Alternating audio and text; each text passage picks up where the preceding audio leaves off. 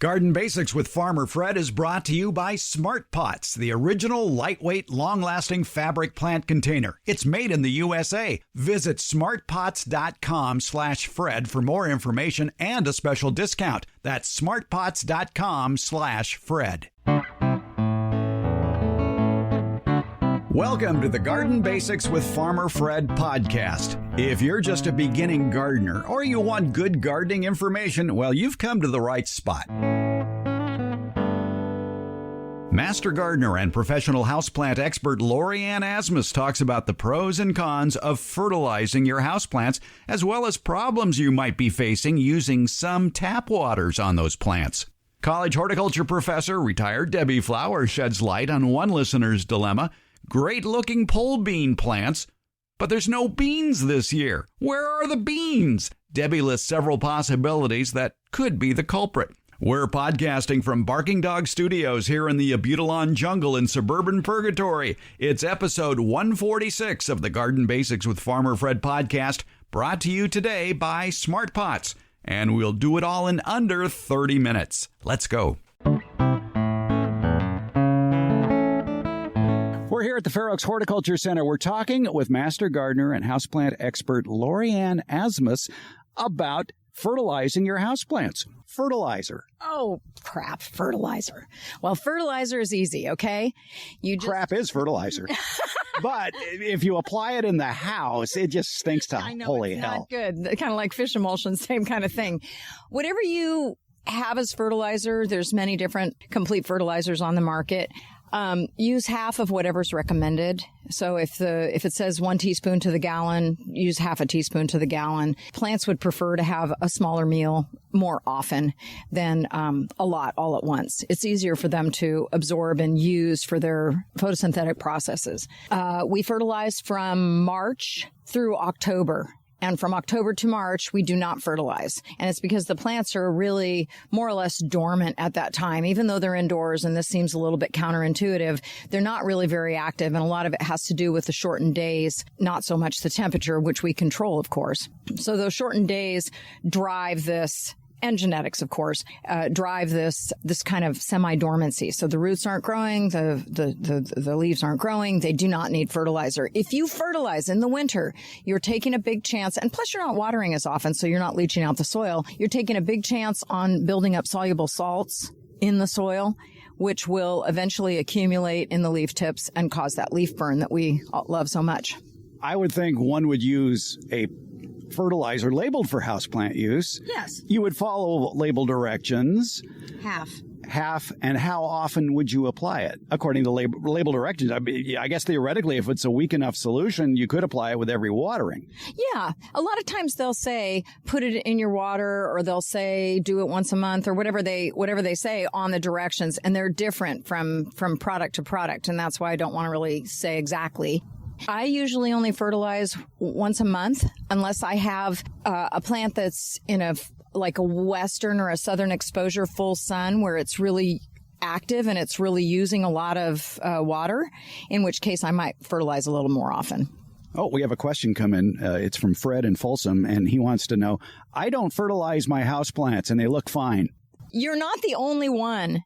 How do you know it's from me? It could be any Fred in Folsom. Fred is not the only one who doesn't fertilize. And in fact, a lot of times people are like, oh, I don't fertilize, and they feel so guilty and they act like, oh, wow, they're just this bad person because no, fertilization is not the most important part of indoor plant care. It really isn't. There are a group of people in our industry, actually, who believe that fertilization is just not necessary, that it's a waste of money, and primarily because fertilization encourages growth, which a lot of times in our job we don't want. We want the plant to go in, meet our design needs, and stay that way for a very, very, very long time. Now, what I have experienced, though, is that I don't get the performance that I want out of the plant in terms of greenness, green coloring, and possibly blooming, which is just, it's not a regular thing, but with the orchids and bromeliads and stuff like that, it seems like fertilization has also a little bit of a protective capacity. In other words, the cells are a little bit stronger and they're a little more resistant to disease and insects. And one of the reasons that I suggest that you only use half is not just because of the buildup of soluble salts, but also because the plant really doesn't need that much just to maintain its health without major growth. If you're looking to have something grow like a foot or 2 feet like this month, okay, it's probably not going to be healthy growth to begin with, but you may want to fertilize a little bit more. What are the NPK numbers you look at when shopping for houseplant fertilizer? Single digits, double digits, what? NPK, nitrogen, phosphorus, potassium. Right. No, those numbers for a houseplant need to be single digits. Absolutely. And I mean, we might use something 5-3-2 or something like that. The numbers are very low. And really, that's a better bet. If you do make a mistake and use too much, you're not going to be doing too much damage. The other thing is that there's a lot of micronutrients, and it really is important to make sure that you've got some of those micros in your fertilizers as well. I love Dynagrow. I was going to ask you, among the professionals who take care of houseplants for a living in commercial buildings, as you do, what are some of their choices in the way of fertilizers? Well, I don't really know about other people because... You're a hermit? I just don't care what they do so much. So you use Dynagrow? I use Dynagrow because I've tried a lot of different products, and this is the one that I like. DYNA-GRO. You can find it online, fairly local. I think the guy's like in Richmond or something like that. Genius guy. I mean, a lot of the orchid growers use them for their, they have like an orchid formulation. He also has something called pH Down, which is a product that'll bring the pH down just a tiny bit, under 7, which limits fluoride uptake, which is a huge problem in our area and causes a lot of problems with some of my favorite houseplants. Yeah. And so pH Down is good. And then there's another one called Protect, which is with a K, TEKT, which is a silica-based product. And it helps beef up the cell walls and makes them more cold and heat tolerant, and also more resistant to insects that might suck on the cells or whatever. I think they're called sucking insects. Sucking insects. Those sucking insects. Yes. Thank you very much. Jeez. All right. You've been recommending Dynagrow and Protect for 20, 30 years now, and that's fine. So I think it's past the Lorianne Asmus seal of approval for houseplant fertilization for those of you that do fertilize your houseplants. Yes. So and that's a good thing. Well, and it doesn't stain. All right. Fluoride in water.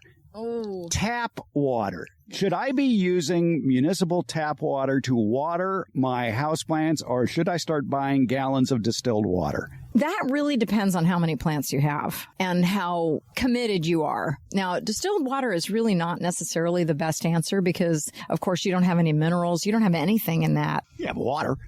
Yeah, that's true. But you would have to modify my fertilizer recommendations a little bit. I mean, because you have to add everything in, the plant's getting nothing from, well, a little bit maybe from the soil, but even not much from soilless mixes as far as that goes. I don't generally recommend distilled water unless it's a very tender plant. Say you've got something that you're going to take and enter it into a competition at the fair or something like that, or you're going to enter, you've got an orchid or as I say, like a bromeliad or something that's very tender that you're trying to take really good care of. But if you've got as many plants as say I do, you're not going to go buy, 10 gallons of distilled water every week. That's not going to happen. Fluoride is a problem. There's a couple things you can do about it. One is you can lower the pH. Even lowering the pH from 7, which is neutral, to like 6.8 or 6.5 will limit the fluoride uptake, which is really important. Reverse osmosis, if you decide that you want to do something with the water that you already have, will take out about 60% of the fluoride. The other thing that you can do is you can increase calcium. You can actually add calcium in, well, there's a lot of different forms. I mean, outdoors, what would you use? Like, whatever comes out the hose. Yeah. Adding calcium to the soil mix, small amounts of calcium, will also limit fluoride uptake. It binds with the fluoride. So there's some things that you can do. Can you boil the water? No. In fact, leaving the water sit out, like what you do for chlorine abatement, just concentrates it. It's a heavy element. And so it's not going to off gas like the chlorine will. It just concentrates it. So that's not going to help. Boiling is not going to help. Is there a water you recommend buying? even just a spring water that you know what's in there. Yeah, absolutely. But don't leave us in a vacuum here. Okay. But here again, in a vacuum, a fluoride vacuum. Anyway, the thing is that if you go and buy a spring water, you want to make sure you know what's in it, because you don't want to be fertilizing with something that's... Have you looked at a spring water label lately? It just says bottled at the purest source. You have to look it up online. Yeah. And hope that it's true. This is hard. Well, the thing is to see what we do. I mean, I probably go through 60 or 80 gallons of water a day in my job. Yeah. So I don't think about any of that. I just try to work with what I have and amend it accordingly. What about if I get the Brita water pitcher out from the refrigerator and use that water that's been filtered? Is that a better choice? I don't know the answer to that. Okay, fair enough. I know it takes chlorine out, but I'm not sure what it does about fluoride, for example. Yeah, I don't know the answer to that.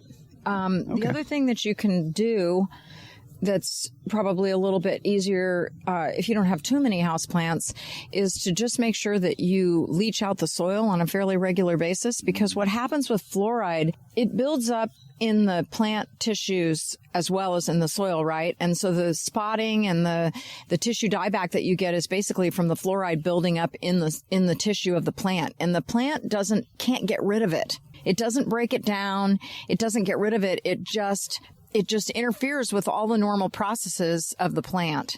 And that's why you get that spotting, especially in older foliage and in an older plant. So by flushing it out, though, as you brought up several minutes ago, yes, is better for the plant's overall health, because you are saturating the entire root ball when you're flushing out the old water and putting in more new fluoride.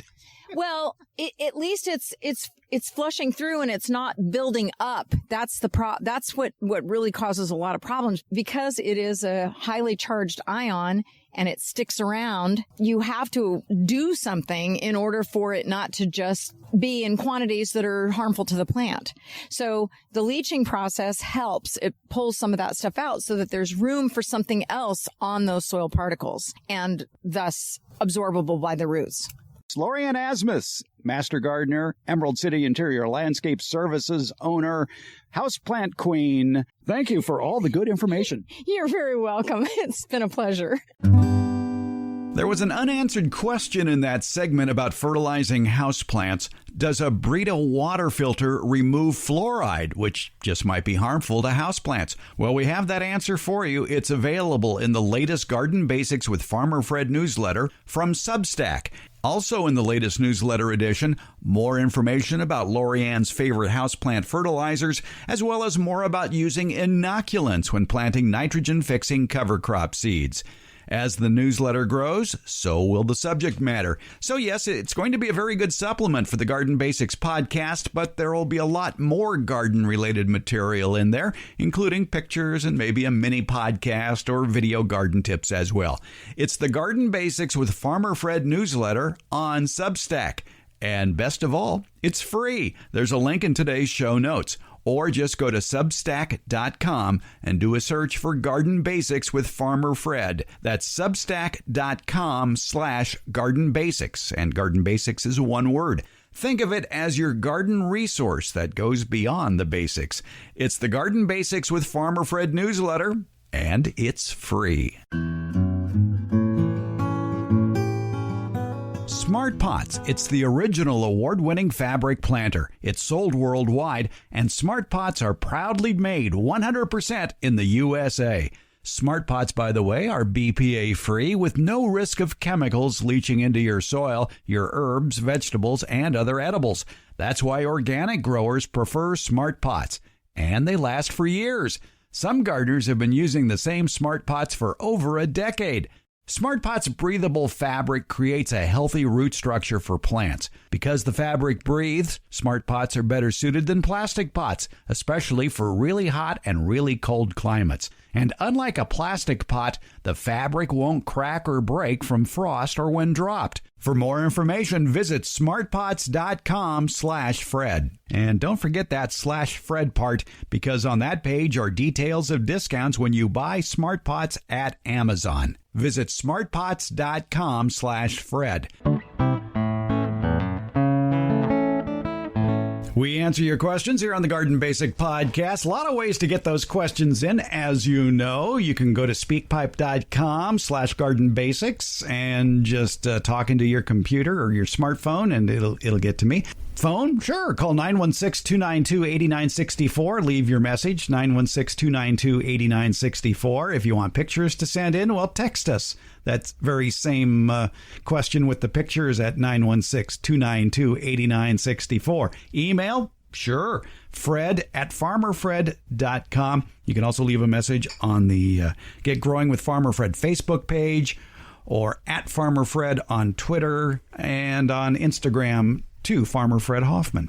A lot of ways to get your questions in. Melody sends us an email. Melody lives in Sacramento, and she says, I'm asking why I'm getting no beans from these plants who look so healthy and they have tons of blooms.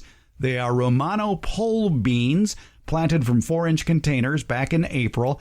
I water them with a drip system every day for about 45 minutes.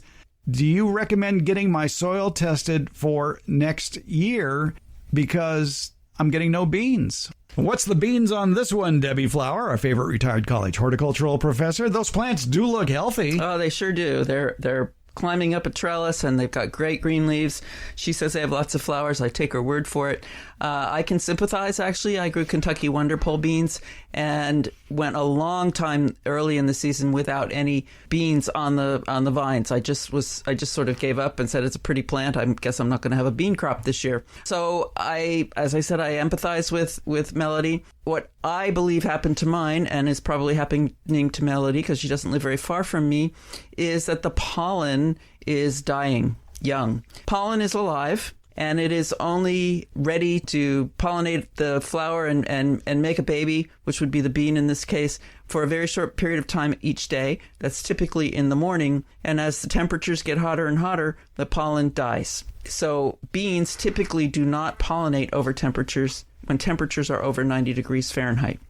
We've had a lot of hot weather here, and that, I believe, is why the beans I have not gotten a lot of beans off of my plant.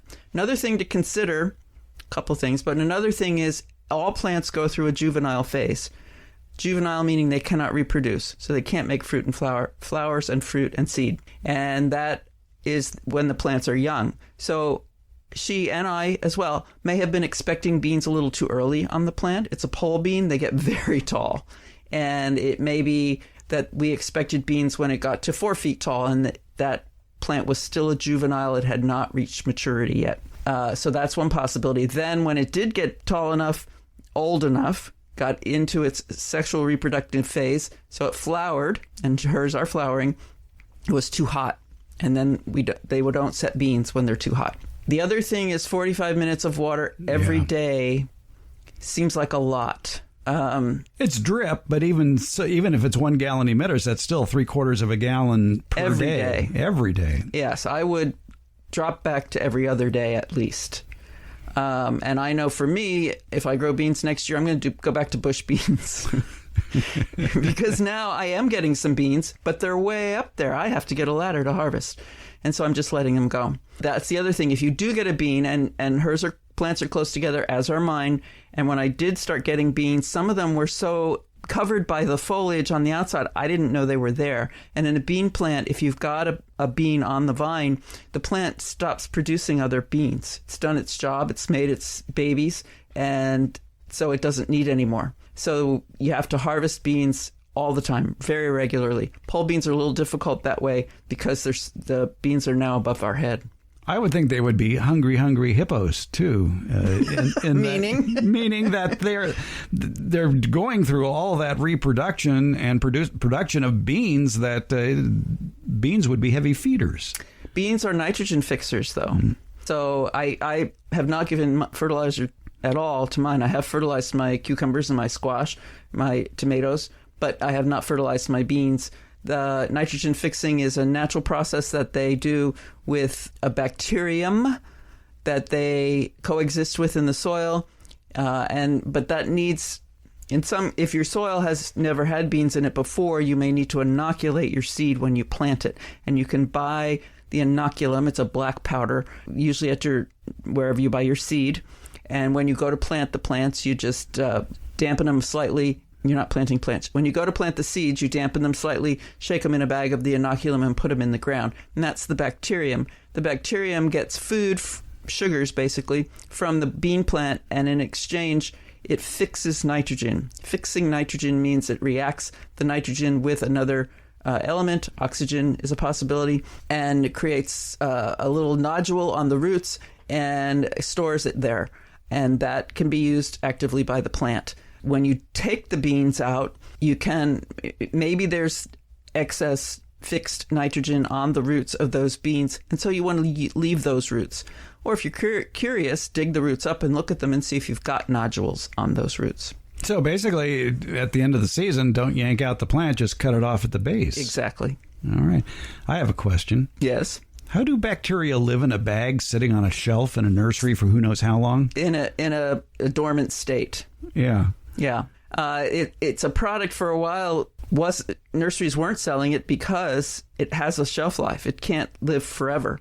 And people weren't knowledgeable about the inoculum, so they weren't buying it. So the nurseries were losing money on the product. Then you started talking about it on your radio show, and I noticed it started showing up again at nurseries. So if you don't see it when you buy your beans, ask your nursery person, let them know that you would like to inoculate. And it's a specific inoculum for beans. Right. And it's usually applied with beans that are cover crops that you coat with that inoculum in order to really improve the nitrogen in your soil. Right, increase the amount of nitrogen that those plants are going to put in the ground. If you're growing it for a crop, there's going to be a lot of what the bacterium has stored in the roots of the bean will be used to make the bean seeds themselves.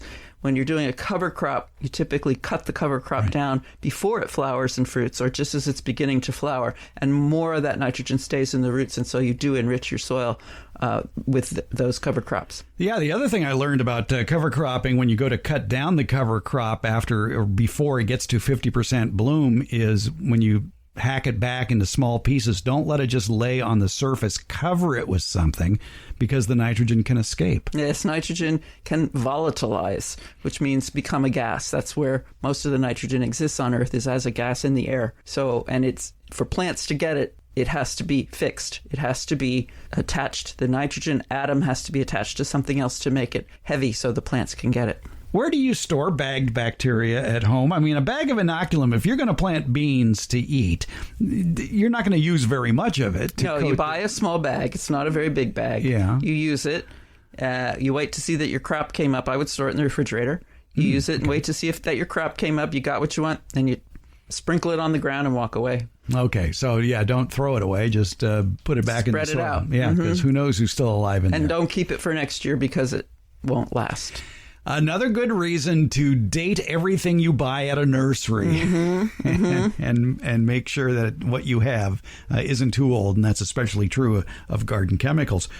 We learned a lot about beans today, Melody. I hope that helps you out and your flowers come to fruition. Yeah, good luck. I feel your pain.